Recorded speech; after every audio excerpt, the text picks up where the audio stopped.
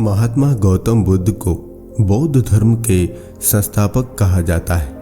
उन्होंने वर्षों बोध गया के बोधि वृक्ष के नीचे बैठकर तपस्या की और इसके बाद उन्हें दिव्य ज्ञान की प्राप्ति हुई।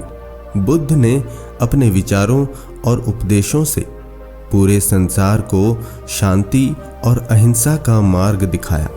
इसीलिए कहा जाता है कि बुद्ध के विचार आपका जीवन बदल सकते हैं। आज इस वीडियो में हम आपको गौतम बुद्ध से जुड़ी एक ऐसी कहानी के बारे में बताएंगे जिससे आपके जीवन में खुशियां ही खुशियां रहेगी, क्योंकि बुद्ध का मानना है कि यह पूरी तरह से आप पर ही निर्भर करता है कि आप खुशी या गम क्या लेना पसंद करते हैं। दोस्तों, कहानी को शुरू करने से पहले मैं आपसे आग्रह करूंगा कि आप हमारे चैनल को सब्सक्राइब करें। तो चलिए दोस्तों, कहानी को शुरू करते हैं।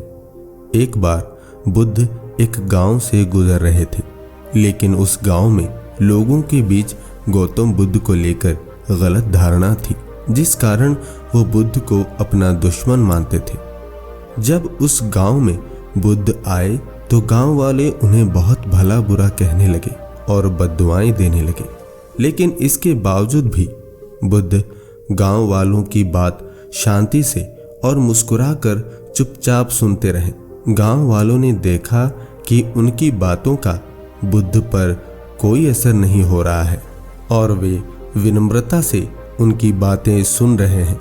गांव वाले जब बोलते बोलते थक गए तो आखिर में बुद्ध ने कहा कि यदि आप सभी की बातें समाप्त हो गई हो तो मैं अब प्रस्थान करूं। बुद्ध की बात सुनकर गांव वाले हैरान रह गए, लेकिन उस भीड़ में एक व्यक्ति ने बुद्ध से कहा कि हमने तुम्हारी कोई प्रसन्नता नहीं की है, हम तुम्हें बद्दुआएं दे रहे हैं, क्या तुम्हें इससे कोई फर्क नहीं पड़ता?